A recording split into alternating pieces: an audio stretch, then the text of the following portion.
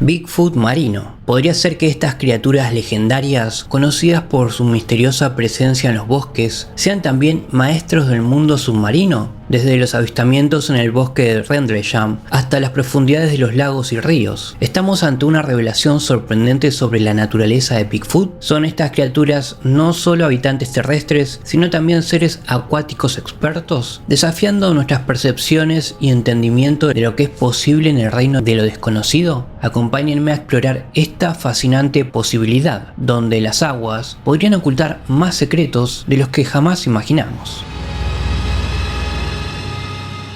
El misterio tiene oscuras historias que claman ser contadas. Yo soy Paul, y esta es una de esas historias.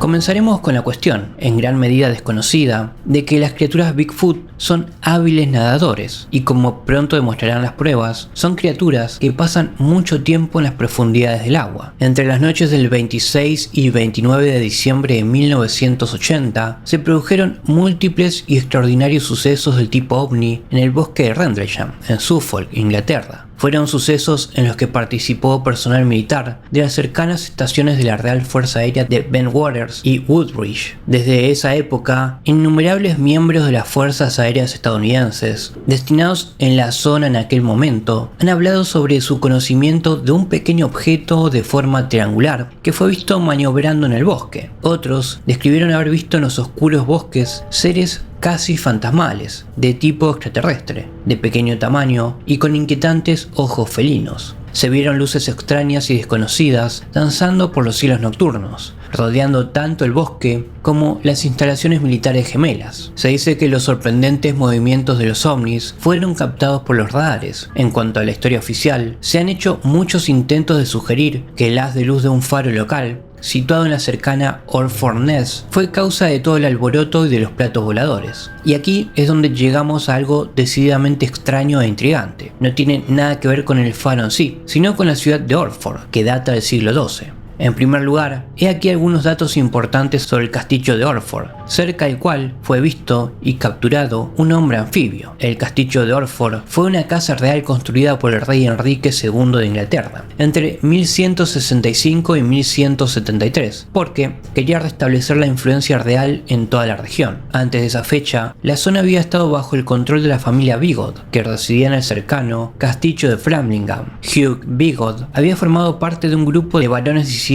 durante la anarquía en el reinado del rey Esteban. Enrique había confiscado inicialmente el castillo de Framingham a Hugh, pero se lo devolvió en 1165. En 1174, Enrique aplastó a los Bigod cuando se rebelaron de nuevo y ordenó la confiscación permanente del castillo de Framlingham. Durante la revuelta, el castillo de Orford fue fuertemente guarnecido con 20 caballeros. Enrique murió en 1189 y aunque la importancia política de Orford disminuyó, el puesto de Orford creció en importancia. A principios del siglo XIII, con la autoridad real sobre Suffolk firmemente establecida, manejaba incluso más comercio que el puerto más famoso de la cercana Ipswich. En 1216, Orford fue tomado por el príncipe invasor Luis de Francia, que más tarde se convertiría en el rey Luis VIII de Francia. John Fitz-Robert se convirtió en el gobernador del castillo real bajo el joven Enrique III de Inglaterra, seguido por Hubert de Burgh. Bajo el reinado de Eduardo I, la gobernación de Orford pasó a la familia de Valois y pasó por matrimonio a Robert de Ufford, primer conde de Suffolk, a quien Eduardo III se lo concedió a perpetuidad en 1336. Al dejar de ser un castillo real, Orford pasó a manos de las familias Willowby, Stanhope y Devereux. Resulta verdaderamente irónico que muchos de los escépticos sobre el caso ovni del bosque de Rendlesham de diciembre de 1980 se empeñen en sugerir que los aviadores implicados simplemente confundieron la iluminación del cercano faro de Orford con algo más exótico. ¿Por qué? Bueno, Orford es un verdadero hervidero de rarezas, y esto no solo ha sido así en los últimos años, o incluso desde que ocurrieron los sucesos de Rendlesham. Más bien, Orford ha sido lo que el difunto John Keel habría denominado una zona de ventanas durante nada menos que varios siglos.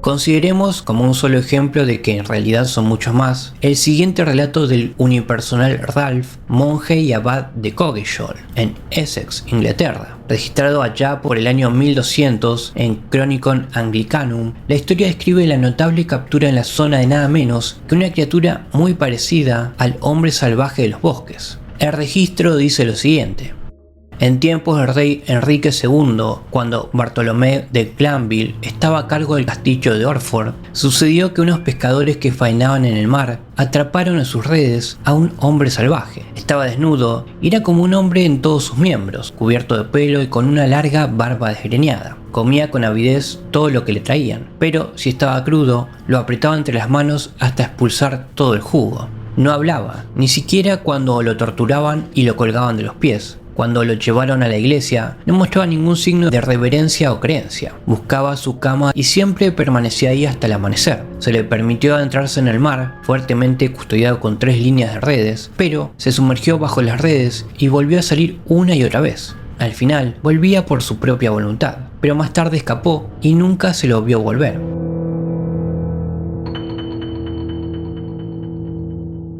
El hombre salvaje, o lo que es mucho más probable, dado el gran paso del tiempo, uno de sus descendientes, fue visto de nuevo, aunque cientos de años más tarde.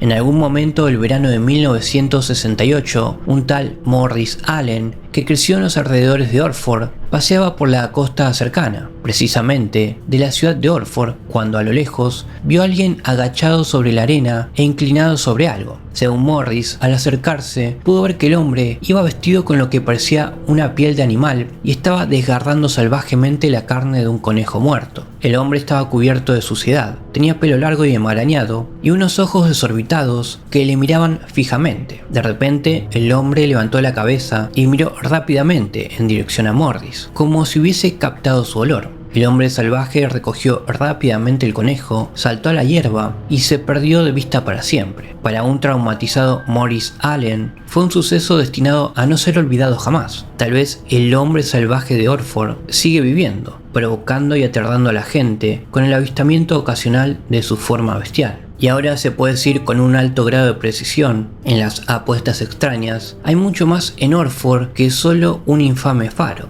Max Westenhofer fue un patólogo alemán que a principios de la década de 1940 hizo un comentario tan polémico como sugerente. Él dijo lo siguiente: la postulación de un modo de vida acuático durante una etapa temprana de la evolución humana es una hipótesis defendible, para la que nuevas investigaciones pueden producir pruebas de apoyo adicionales.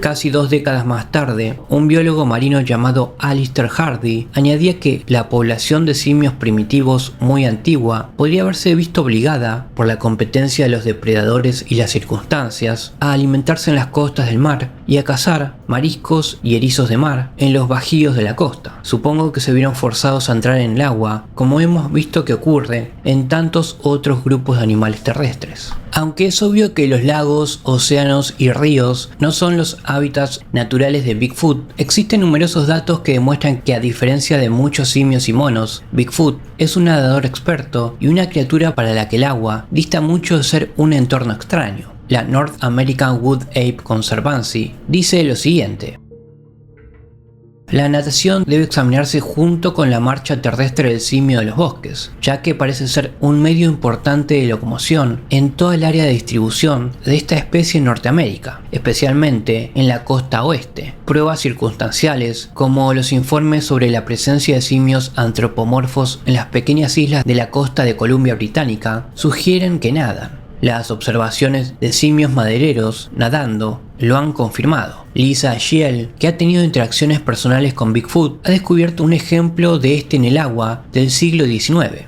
Ella cuenta la historia de la siguiente forma: en la década de 1830 surgieron informes de la zona alrededor de Fish Lake, Indiana, de un niño salvaje de 1,5 metros de altura merodeando por los alrededores y nadando en el lago. En otro incidente ocurrido en septiembre de 1967, un pescador que echaba la red en el delta del río Nooksack, en el estado de Washington, sintió que algo tiraba de su red. Un momento después, algo empezó a arrastrar su red río arriba. Cuando iluminó al ladrón con su linterna, vio un homínido peludo en el río arrastrando la red. Un tercer caso proviene de la gente que dirige el sitio web Today in Bigfoot History, que afirma lo siguiente: el campamento de William Drexler daba a la isla del barco fantasma. Acababa de terminar su desayuno de salchichas y estaba fumando su pipa matutina, contemplando el lago Cráter. Para aquellos que se lo estén preguntando, la isla del barco fantasma es una pequeña y escarpada isla en el lago Cráter que debe su nombre a su apariencia de barco fantasma, que es particularmente notable cuando la niebla es baja y espesa. La historia continúa de la siguiente manera. Drexler sacó sus prismáticos. Tardó 1 o 2 minutos en ver bien la figura en movimiento. Lo que Drexler vio fue un Bigfoot de color gris parduzco, obviamente empapado, estirado sobre unas rocas cerca de la costa. La criatura estaba extasiada. Drexler la observó durante un rato tomando sol. Después de unos minutos, el Bigfoot subió al otro lado de la isla y Drexler lo perdió de vista.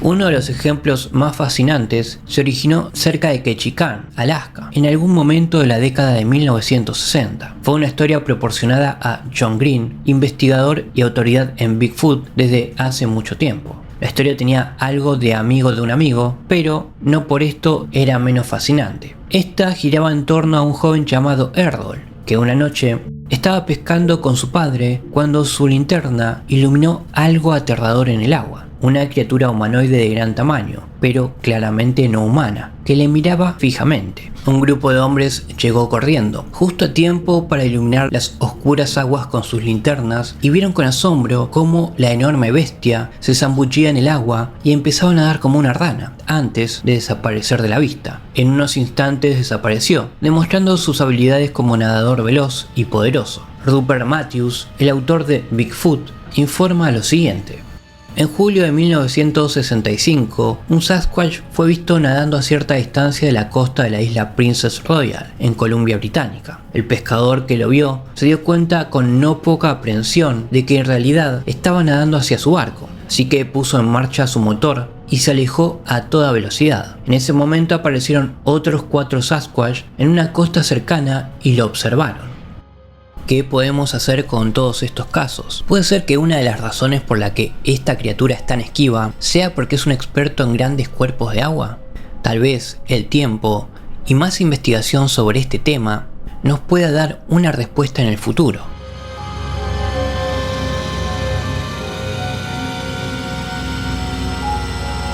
Espero te haya agradado esta oscura historia. Si fue así, considera suscribirte al canal y darle like al video. Que tengas una buena noche.